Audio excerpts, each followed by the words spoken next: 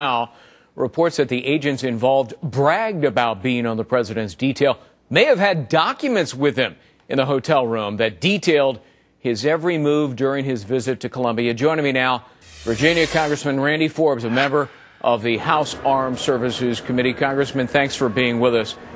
At least one of these agents apparently had the president's schedule and maybe a whole lot more. If one or more of these women was brought to that very room, is that a security breach so serious it could jeopardize the life of the president?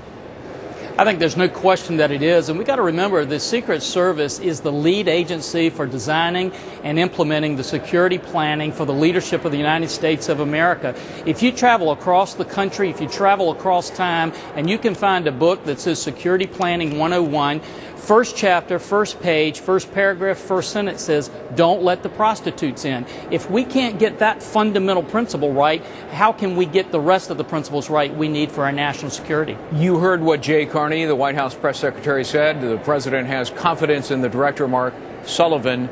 Do you, or should he be fired? You know, in baseball, you get 3 strikes and you're out. I don't know how many strikes you get in national security, but the strikes are mounting up.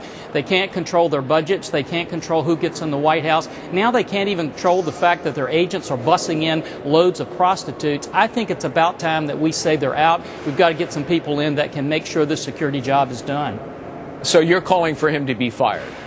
I think it's time that we move and put somebody in that can get the job done because, Greg, perception really does matter. Americans across the country are waking up today. They're concerned about whether they can afford to send their children to college, whether they're going to have a job tomorrow, all of those kind of things. And what they see on television is our Secret Service is supposed to be focusing on defending them, is putting their attention on prostitutes. They're seeing GSA agents or employees that are dancing around in clown costumes, swimming in hot tubs, and taking the Fifth Amendment about where taxpayer money goes. It's time that we have some accountability and say, when it comes to national security, we've got to get the job done. Congressman, up to 20 women allegedly were brought back to this hotel, and according to what the director told your colleague Peter King, 11 of them went up to the rooms with 11 agents, or some area of the hotel, 11 with 11 agents. I mean, does that suggest to you that this is not just sort of an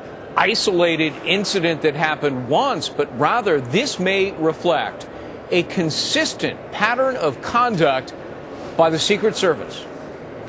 Well, Greg, whether it's a consistent pattern of conduct or just one, it only takes one failure in national security. And again, when you come down, that you can't get more fundamental across history when you're doing security planning than to say, don't let the prostitutes infiltrate your security team. And that's exactly what happened here. Somebody needs to be accountable for that and make sure it doesn't happen again. What should happen to the 11 agents? I think there is no room for allowing these agents to continue on. If we find out these allegations are true, they should be gone yesterday, not tomorrow. Congressman Randy Forbes on the Armed Services Committee, thank you very much. Thank you, Greg. Well, if you think the election's gotten a little bit ugly so far, one prominent conservative says